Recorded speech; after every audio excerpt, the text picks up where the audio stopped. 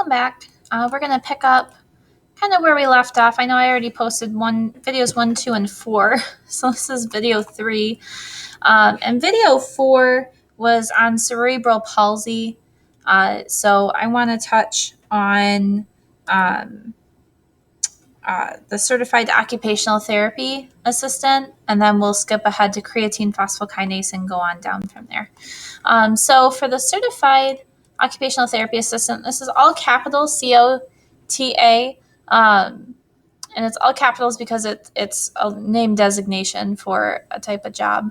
And what they do in occupational therapy is they focus on life skills. Things that would be necessary to live a normal life, like maybe brushing your teeth, cleaning your ears, brushing your hair, washing your hair, being able to bathe properly, being able to cook, right? And the physical demands and the cognitive demands that come with all of these items. So if somebody's had a traumatic brain injury, or maybe they have some sort of learning disability, some physical disability, these are the kinds of things that they may not be able to do easily without assistance.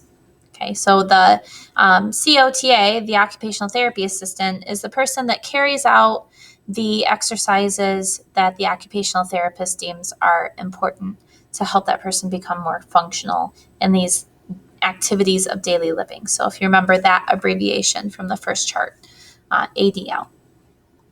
So we already had cerebral palsy in a video. So CPA, creatine phosphokinase, I have a video that explains it. And they do a pretty good job of explaining it. So CPK, or correctly termed now CK, is creatine kinase.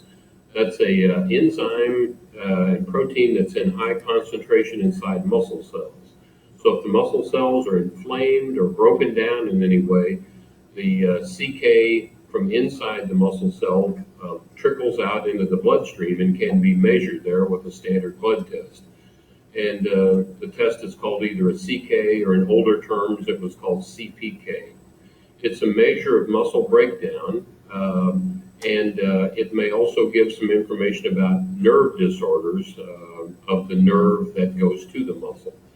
Some patients carry a low-level elevation of CK with no identifiable abnormality, but if there's active inflammation or breakdown of the muscle, the value could go from a normal value of about 200 into the thousands, or even into the many thousands.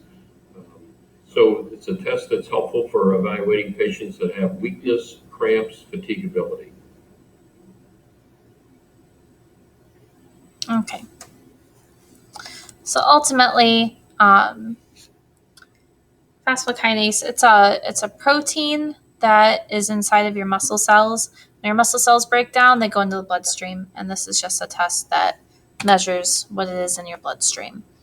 It can trigger the physician to think, oh, there's some sort of cell death going on that's abnormal, so then it'll make them take a closer look into possible disabilities with that.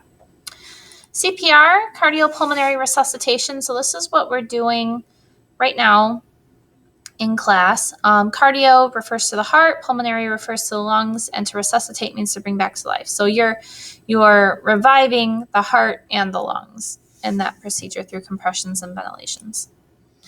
CPT, current procedure terminology.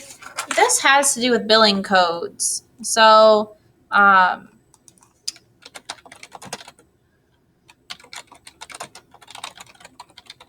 right, whenever your physician bills for a certain procedure, or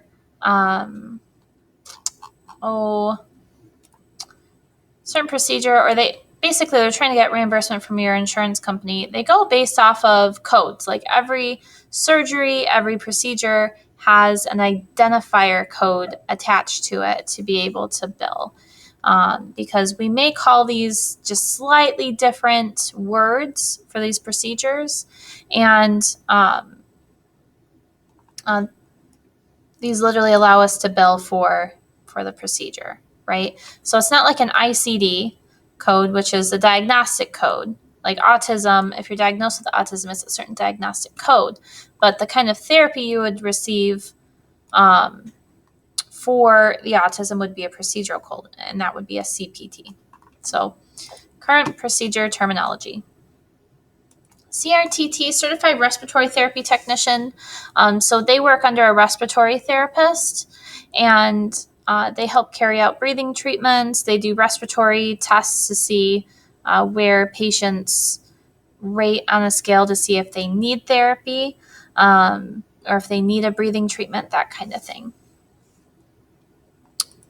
CS, all capital, central supply or central service.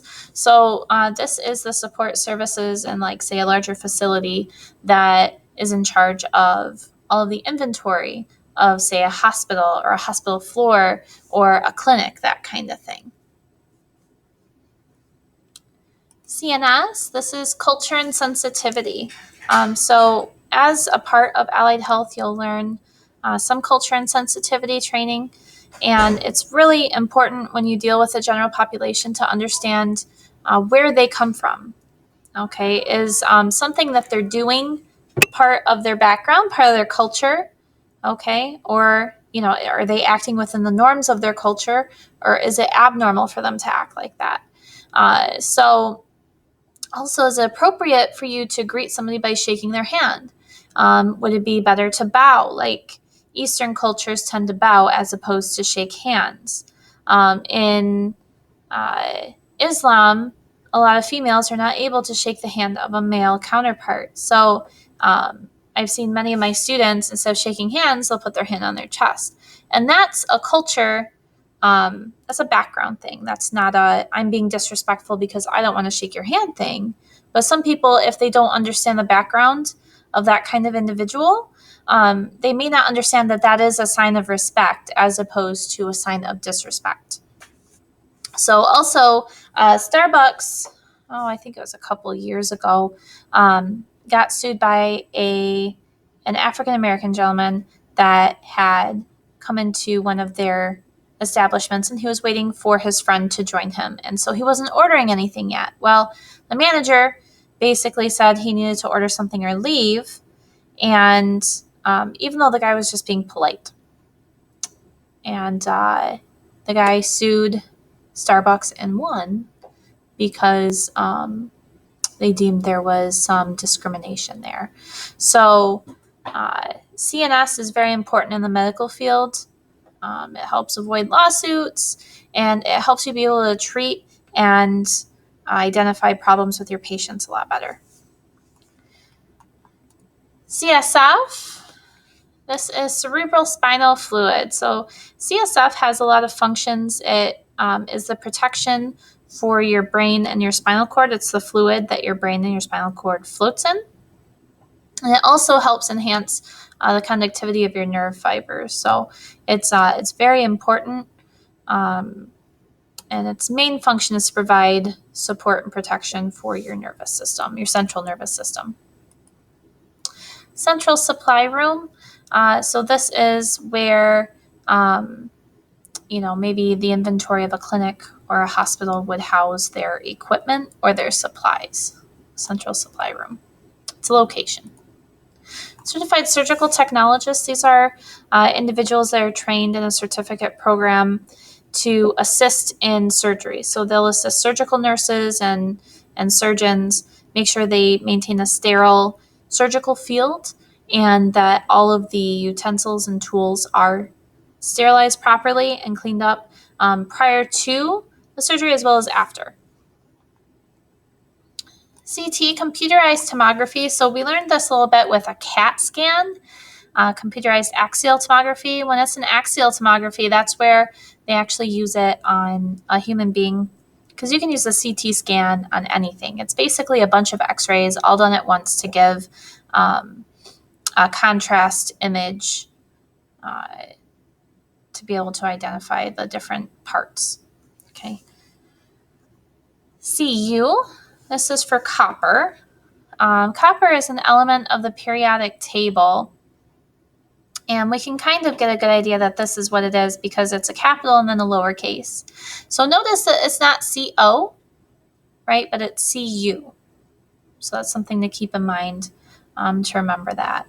So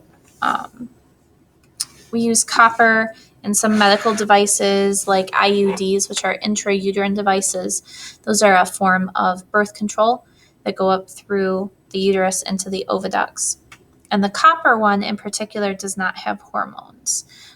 So it's great if you don't want to add hormones to your body, but also at the same time, some side effects may be like increased menstrual periods or increased menstrual cramps, that kind of thing. All right, so I want to stop right there for this video, and we'll pick up with the rest of it on the next one.